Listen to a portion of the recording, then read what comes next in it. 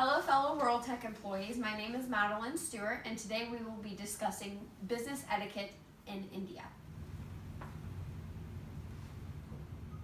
India is currently offering new business opportunities in the world of manufacturing infrastructure. If our company ever chose to operate business in India or with India, it is important to understand their different types of etiquette or their different customs. To avoid etiquette blunders, here are some different tips that will be helpful so that you are aware to not offend anybody that you're meeting when doing business in India.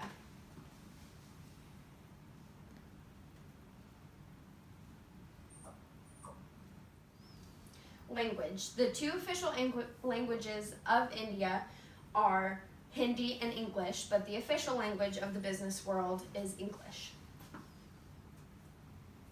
Body language. Always be aware of your body language to speaking with new people. You definitely want to make sure you never are crossing your arms or have your hands on your hips because it makes you appear like you're disinterested in what the person has to say. It is also very important to remember not to point your feet directly at the person that you are speaking with because your feet are considered unclean.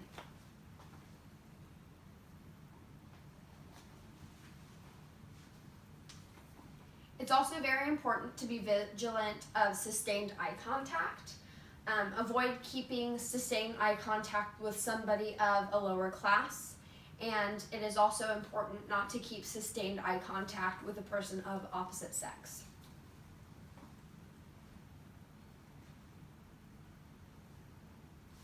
Greetings.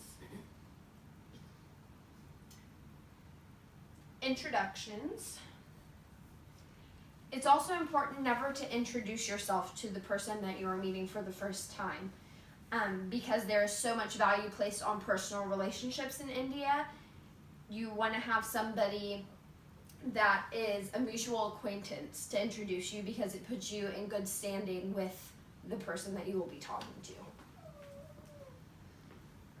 When meeting a group of people, you always want to greet the eldest person first and work your way to the youngest because of the social hierarchy in India. It shows that you are respectful of the people in that culture. Handshakes. Handshakes are a proper greeting in America.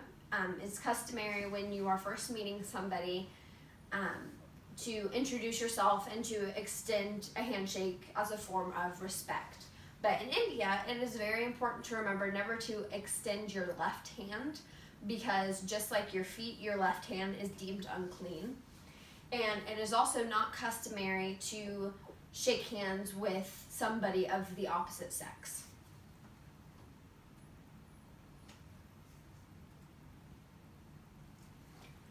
When making small talk in a business setting, it's very important to avoid any taboo subjects like India's poverty, the caste system, immigration, or difficult areas in international relations.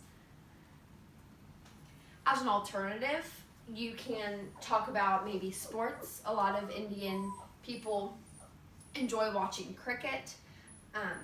You could also talk about Indian customs or Indian culture as they have great pride in their rich history. Traditional clothing. Everyday attire in India is very different than business attire in India. In day-to-day life in India, women typically wear flowing material that is draped over their bodice into what they call saris.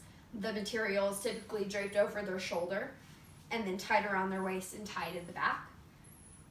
For the men, that same flowing material, instead of being tied around their bodice, it's tied around their waist and draped over both legs into what they call dhotis.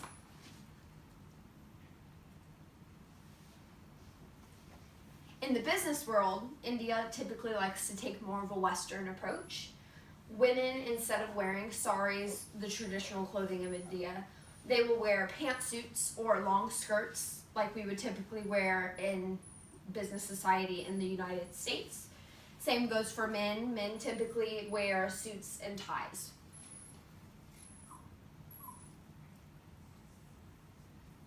Sitting down for a meal. When dining, it is actually considered improper to use utensils. Oftentimes restaurants don't even provide utensils for you to eat. Instead, it is customary to eat with your fingers. It's very important to make sure that when eating, you are not eating with your left hand, you are eating with your right hand, because again, like before I said, your left hand is considered unclean. At mealtime, food sharing is actually encouraged. A lot of times restaurants will bring multiple dishes to a table and everyone will share. But just like in America, it is considered improper or unpolite to drink from somebody else's glass or to reach over and eat food off of their plate.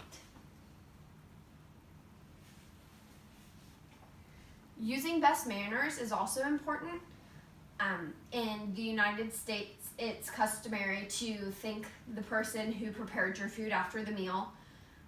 But in India, it's actually best to show genuine appreciation throughout the meal instead of thanking that person after the meal.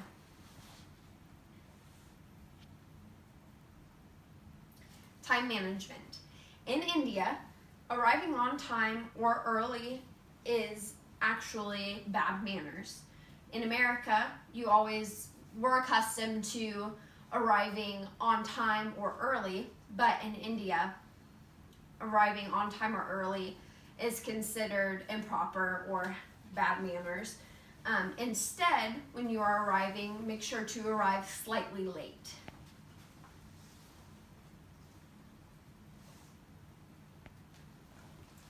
Exchanging gifts is also common when first meeting people.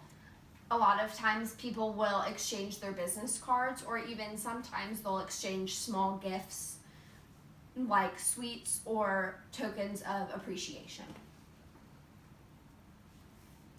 Although it is impossible to include all of the social customs and business etiquette of India, these guidelines will help assist you and to assure successful business transactions with the people of India.